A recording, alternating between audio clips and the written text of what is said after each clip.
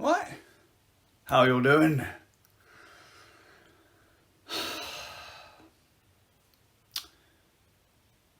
I'm continuing my trying to chill out groove today. Not so. It's a day off where I have done prep work to try and get things ready for next week so I can just breeze through, get back into routine and get things done. So, mostly downtime, hanging out with the wife. For the most part, but she went out with the kids today, went swimming. I was sat transferring files and all that kind of stuff. They had a great time. They had to pre-book and I wasn't booked in, so I didn't get to go. It was my wife, my mum, my two boys, and apparently they had a good time. They had the fun. I've been transferring stuff like all day from different computers onto SSDs, onto servers, and all that kind of stuff. I actually got. So I had an old photo archive from years and years and years ago that I haven't touched since like, I don't know, 2012, maybe 2014 at the latest. And it's on an old iMac upstairs. It's not a complete archive of stuff back then, but there's a lot of stuff. And I just started thinking like last night, because my wife went out to coffee with a friend. And there's this one photo where I remember it clear as day, because one day I had it up on an old computer, and she was like, "How the fuck do you know that guy?" Now this wasn't the same guy that she went out to go out coffee with yesterday, but it turns out that when I went to uni, I was hanging out with a bunch of people she knew in college. Now, the story with me and my wife is that we've always crossed paths, but like been a step apart for years. I first met my wife when I was in what is now known as East Point Academy, and she came down to see one of her mates who was one of my mates, and we literally bumped, crossed paths, that was it. And then from that point on, from the point of like when she was like 14, I was like 16, we were just like crossing paths, but always like, I was like at the party next door, or, you know, I was at, she was at a house party, I was at the pub down the road kind of thing. Like there was always a bit of separation there until years later. And like a couple of months before, I went to a gig and I bumped into a bunch of her friends who were my mates, and just, yeah. So when she went out with, because the friend, the point of this story is the friends shared the same name. Now she did know the person in the photo, but they shared the same name and had the same career path. If you were to describe them by name and say instrument they played, genres they played, stuff like that, you could confuse them. Okay, there was a lot of overlap.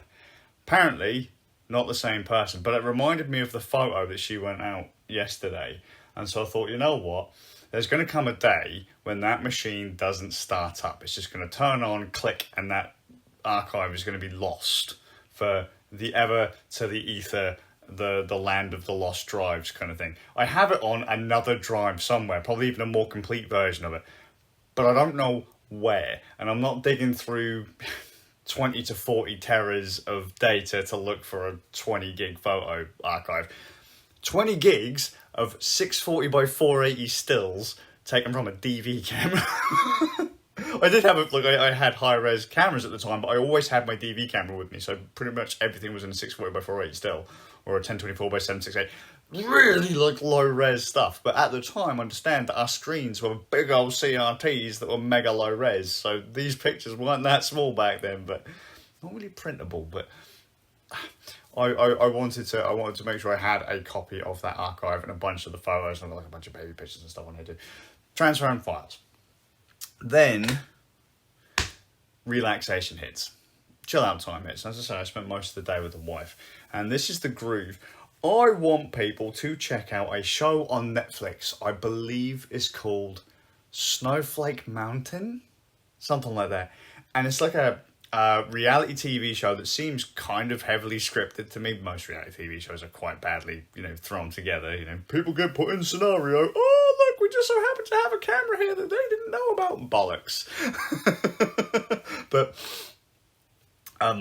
it's about snowflakes. Not snowflakes, like, you know, cold. More, it's 10 adults, young adults, that are basically ass wipes.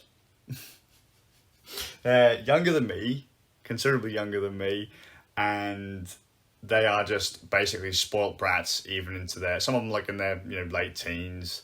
There's like mid-20s and then late 20s there, and like mummy does everything for them. They don't work, they don't do anything, they get really offended really easily. They're the kind of people that are like, oh yeah, but my life is my handbag and my phone and all that kind of stuff. Like really mega soft, privileged, bitchy, whiny, snivelly, well, snowflakes really. 10 of them. And they sign up to go to like a resort. They think they're going to a resort, and what's actually happened is their parents have sent them on what is effectively a classic British holiday. You got like Americans, you've got like from all over, so you got, you know, New York, Ohio, that kind of stuff. You know, dudes, chicks, all ages, a few Brits thrown in there too, and they end up in, I believe it's somewhere in the Lake District. I don't know, there's mountains there. Mountains there. Basically, yeah, some slightly steep hills. But yeah, they have all their gear taken off, and these two geezers like running the camp, and this survivalist lassie, and they take all their tech and stuff from them, lob them in what is effectively a glamping site. And it's like, right, you're going to have to look for your own food or get your own food. They're like just giving challenges, like, oh look, there's a bag of bananas tied up into a tree. Come on, kids, you can barely wipe your own asses. Sort it out. And, you know, drama unfolds. They start shouting at each other and screaming at each other. The wife puts it on because she thought it'd be funny, because the two blokes running it are ex-military. And they basically deal with people the same way I would. You know, but they do push these kids with some like proper, you know, life lessons, but they can be right arseholes about it too. Or they're not arseholes, but like the kids they're going to think they're younger. Oh yeah, we fucking know everything, blah, blah, blah. They're taking the piss out of the guys because they've got like accents and that, like trying to make out they're stupid or whatever. Because, you know, they actually work and they don't have to, so clearly they must be stupid. And like, it's like when a kid takes the piss out of me, like, I just roll with it and go, duh! Like, if they take the piss out of my accent, or like they say that I'm stupid or whatever, like, I will literally play that character for them, and it really annoys them because I'm not annoyed. There's a lot of that going on in there, and all that, and there's a prize, okay? There's 50 grand, right, if they can stick it out for like a week on this on this typical British holiday with these random challenges. You know, typical British holiday, you walk a bit, you get wet a bit, and you shit in a hole. That's a British holiday. Like, they're having all their tech and their fancy clothes and that taken away from them and all that. Standard British fare, really, because none of that stuff existed when I was a kid. I mean, we barely had plumbing when I was a kid. That's how old I am, you know. Like, fucking, what's a toilet? You just used to take your shovel, go out in the garden, dig a hole, fucking squat, done. But it's interesting to see. The idea is that if they quit, the prize money goes down. They can leave whenever they want, but if they quit, the prize pot drops by like 5 grand. And if they don't complete certain challenges, like if they bitch, so if they're asked to do something and they don't fucking do it, bam, you lose $1 grand. Their motivation is the money, which I think is quite sad. But then, realistically, if these are spoilt, privileged little shit stains, the only thing they really recognise is money. Now, not that any of them are going to watch this, and this has gone completely off the rails. This is not how I wanted to say it. They show some real development. And in some cases, I was proper proud of them by the end of it. Because like I say, to me, it was just a standard holiday. They're on a glamping site. They don't like looking after themselves. They don't like cleaning up after themselves. They won't cook their own meals.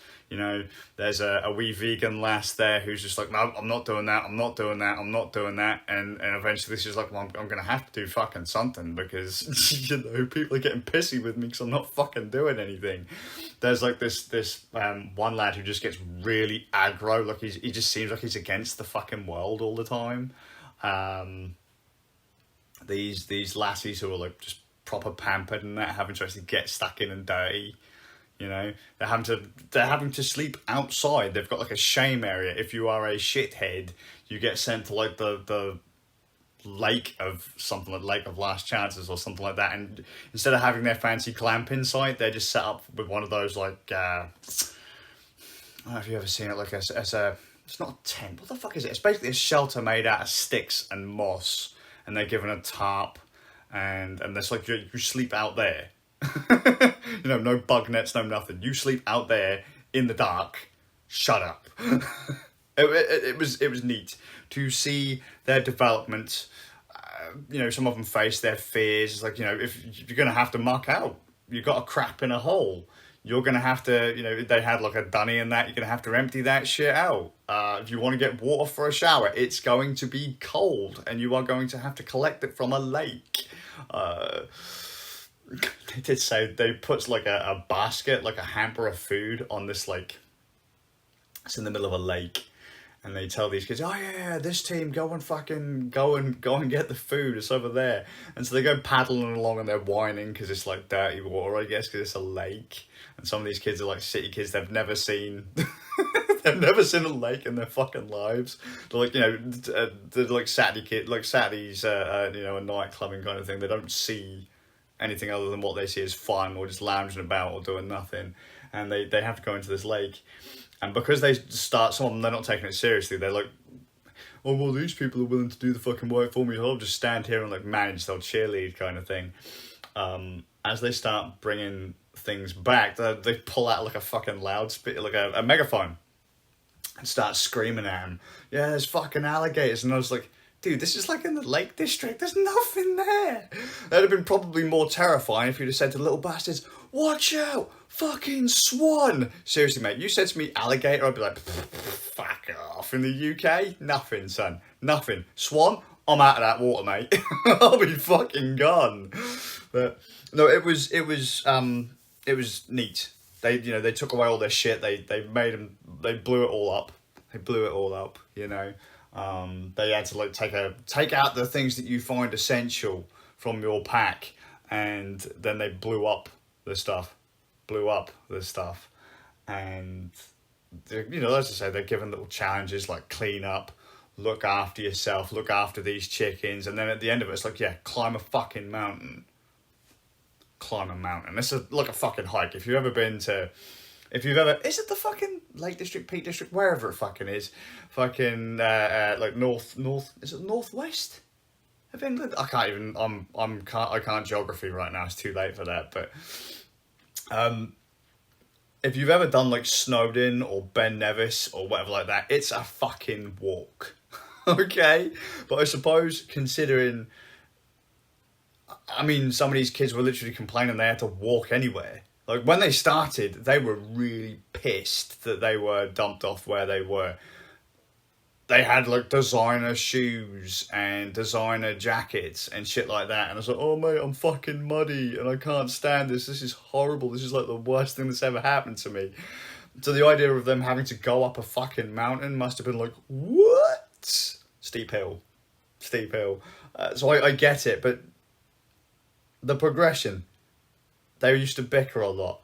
They start to become friends, be a bit pally, teammatey. They actually go, we want to improve. Now, obviously the money's a huge motivator for them, but they're like, yeah, I'm actually kind of starting to enjoy this. There's like a couple of them that are like, yeah, I don't want to be here. This is fucking horrible. This is terrible. This is just so stupid. I'm never going to learn anything. And then they're like, actually, this is kind of fun, you know? Like, this is the kind of stuff I'd make my parents do, but it's not actually that bad. And they make friends and all that kind of stuff. It was neat.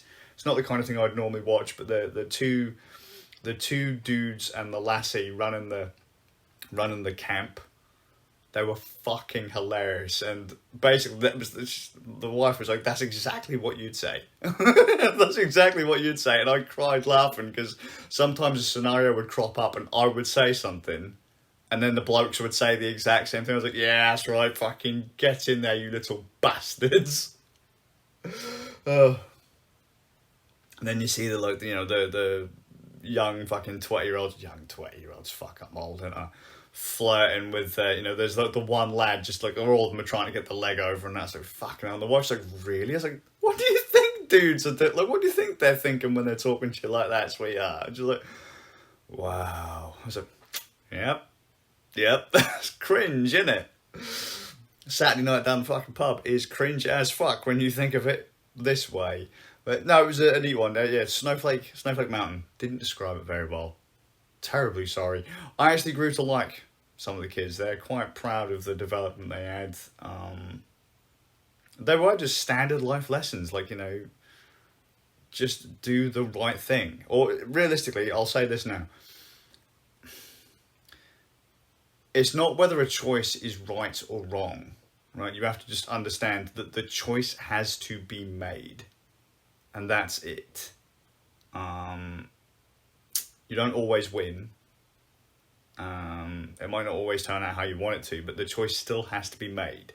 You still have to do things even if you don't want to, and that was the push of the show. And they did start doing it, and they did show progression and all that kind of stuff. The fact that they were willing to lie, cheat, and steal at the start just for a bit of comfort, and then towards the end they actually kind of started to embrace it was nice. It was neat.